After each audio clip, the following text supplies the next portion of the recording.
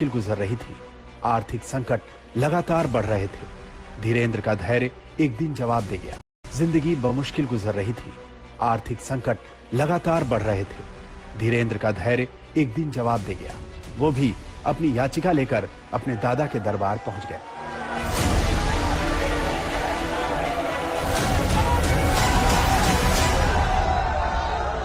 हमारे पिताजी कुछ करते नहीं थे। भूख की स्थिति में दादा गुरुजी का फक्कड़पन था। वो परिवार से नाता तोड़ा मतलब तोड़ा।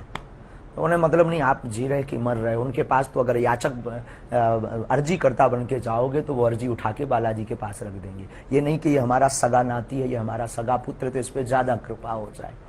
हम भी गए सबकी भांति। हमने भी अपनी विपदा कही कि 3 दिन हो गए हैं, कुछ खाने तक को नहीं है घर में। रहने का 16x12 का कच्चा मकान, वो भी बरसात में खाट के पलंग के नीचे सोना पड़ता है, बारिश की बूंदें गिरती हैं। कब तक ऐसी जिंदगी जिएंगे? कुछ नहीं तो एक ऐसा कुछ कह दो, कर दो, भोजन ही चलने लगे। जिंदगी में कुछ नहीं तो पिताजी कुछ करने लगे, ऐसा कुछ कर दो। गुरु ने बस बाहें पकड़ी। अवस्था 10-11 वर्ष की थी। और बाहें पकड़ करके बोले तू मुझसे मत जुड़, और सीधा बागेश्वर बालाजी से जोड़ दिया। 2010 में दादा का निधन हो गया तो अचानक बाल धीरेंद्र की दुनिया ही उजड़ गई। लेकिन गुरु तब तक अपना काम कर चुका था। सन्यासी बाबा ने लीला की, स्वप्न में आभास होने लगा। फिर कोई व्यक्ति आता था दिन में, या हम कहीं सत्यनारायण की कथा वांचने जाते थे, जैसे आप आए, शरद जी आए, या कोई व्यक्ति आया, तो हमें लगता था कि वो जब परिचित नहीं थे तो वो आते ही अपना ये नाम बताएगा। ऐसा मन में भाव प्रकट हो जाता था। ये आते ही हमसे 2 बातें बोलेगा, लेकिन झिझक के कारण हम बोल नहीं पाते थे।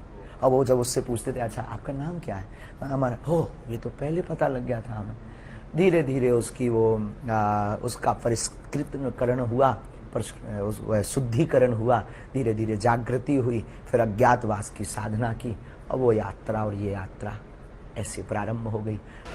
1 साल अज्ञातवास में रहने के दौरान धीरेंद्र शास्त्री अपनी भावी योजना का खाका तैयार कर चुके थे। वो लौटे तो बालाजी की सेवा में जुट गए।